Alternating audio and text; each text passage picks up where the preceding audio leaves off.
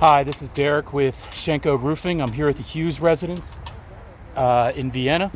The carrier has agreed to a partial coverage, and I'm here today to do a repair test on the shingles to determine if we can replace the amount of shingles that have been called for in the loss statement. The time is about 12:50 on July 22nd, Wednesday. I'm on the back slope here, and I'm going to get started. Here's our shingle that we're going to be replacing. This is this shingle has a no mix letter, so we're going to basically just be taking it out and putting it back in. The National Academy of Forensic Engineers recognizes 5 potential failure points that can occur during a shingle replacement. Those are tearing, creasing, material transfer, delamination, and granular loss. If any of those, one of those 5 failure points occur, we're going to document it. If any of them occur, it's determined that the roof can't be individually repaired pursuant to IRC 908.3. So with all that having been said, I'm going to get started. I'm by myself here today, so I'm going to be using a tripod here on the gutter line, and hopefully my phone doesn't fall off.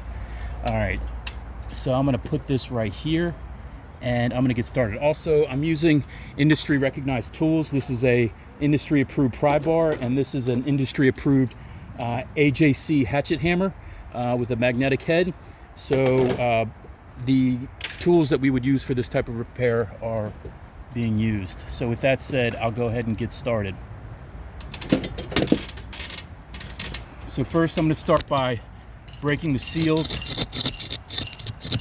on the shingles, being very gingerly so as not to break the shingles. The adhesives here are pretty well bonded, but they are coming off. And again, you can see I'm being very ginger to do this. This is appears to be a GAF slate line. It's got, you'll notice there's two adhesive strips underneath the shingles, not one. There's 2 right here. And so a lot of times what can happen, as is happening here, is that you'll get material transfer from the shingle below that happens. Obviously this is the replacement shingle, so if no mat transfer, if it happens here, that's okay, but if it happens on these other places, then these shingles would have to be repaired as well.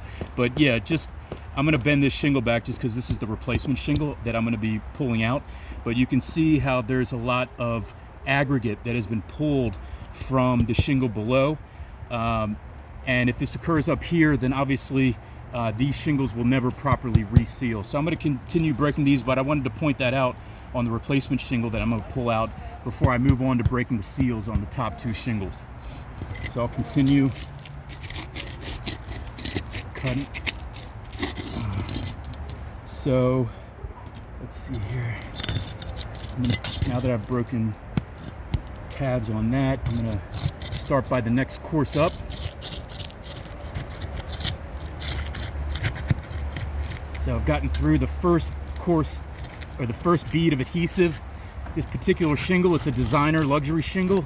It has 2, yeah, you can see here there's a big chunk of aggregate that just came out right here on this spot. So that's a little bit of material transfer that we just pointed out right here. So right here. So I'll keep going on.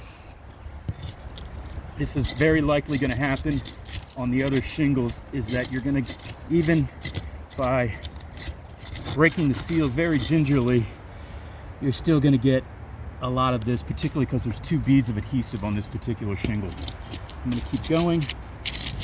So the shingle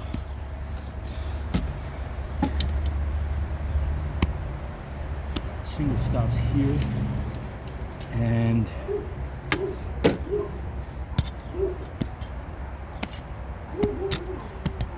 I'll break.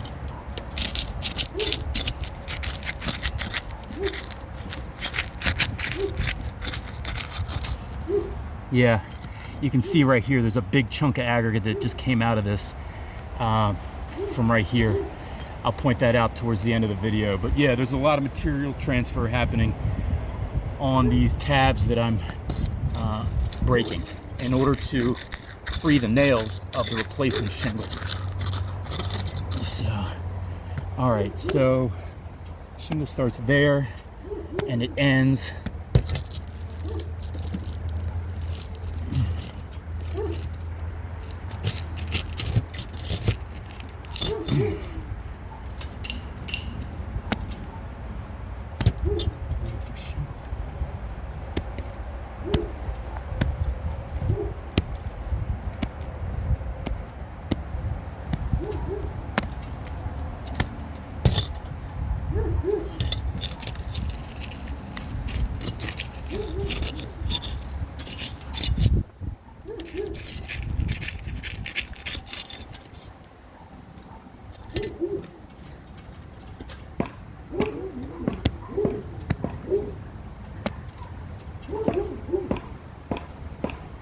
yeah, it ends right there. So the shingle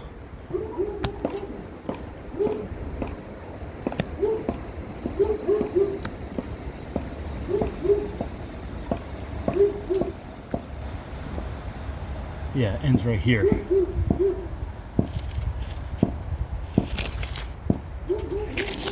All right, so there's our shingle. Now that I've gotten these tabs loose, I'm going to start to extract the nails, starting with this guy right here. One nail. Yeah, a lot of these shingles so old that you're starting to get tears happen where the nails pull through.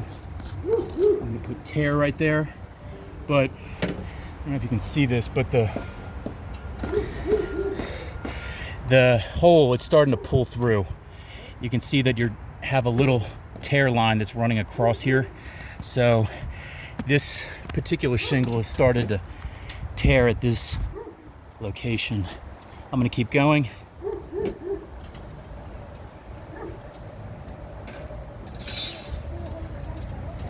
So we've got this nail to go. That nail's out. You notice I'm being very gentle. I'm not being violent or over aggressive trying to free the nails. I'm trying to make sure we don't have any more failure points occur than it already have with the material transfer and tearing that's happened so far. So we got that nail out, that nail out. This is the last one. I haven't broken the tab on the replacement shingle. So this is the replacement shingle. I can be a little bit more aggressive with this one since it's the one that's being replaced. But yeah, just to point out again the nature. Well, I'll just keep going. So now that we've got, let's get this nail right here out, and unfortunately we had another tear there. You can see, I'll point it out in a second, but the hole is really pulled through there. So that would be another instance of tearing that's occurred right here on this shingle. The nail head pulled all of the fiberglass all the way through. It's not just a hole anymore, it's the size of a nail head. And then lastly, we have this tab that's being, this nail head up here. It's probably out of view of the camera, but so we've removed all the first courses. Let's see if it slides out. No, it doesn't. Didn't expect it to. So now I gotta break the seals up here in order to free the last nail up top. So I'll do that.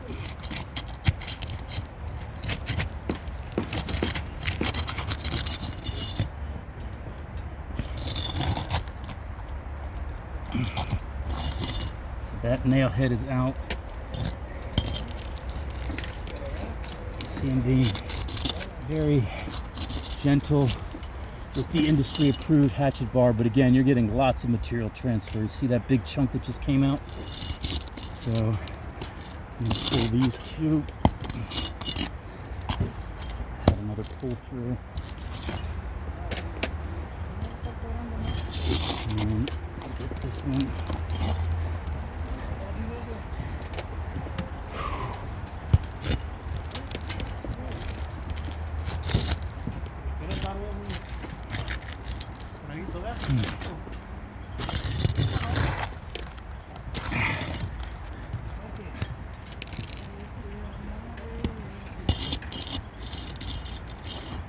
So we got that one out, that one out, that one out.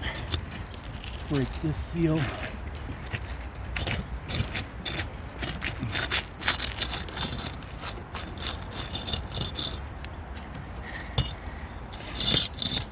I'm gonna take this one right here. Again, being very ginger so as not to break, tear, or damage said shingles.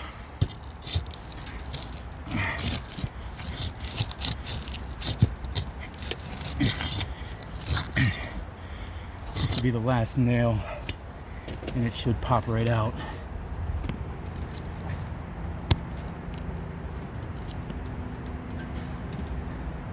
That one's gone, that one's gone, that one's gone.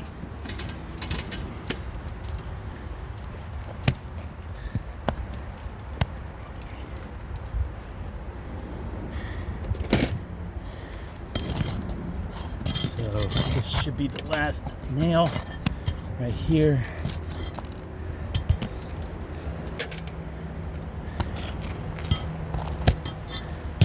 Should have just one more tab to go, and then it should pop right out. This guy right here.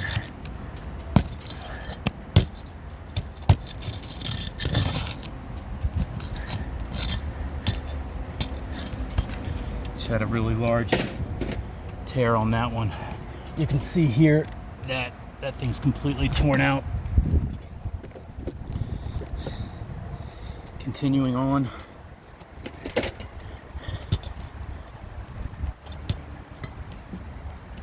Take that out. All right, that should be the last nail. It should slide out right now. I may need to.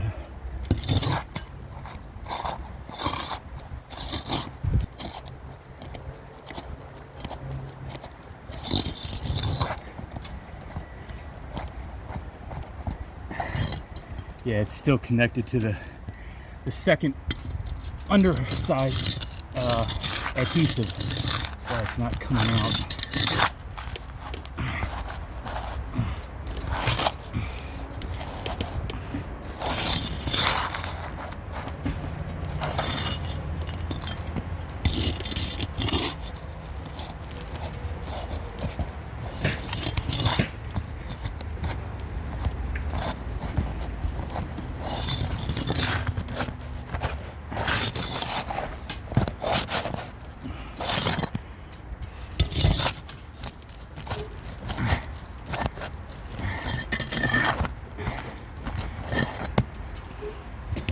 That should do it.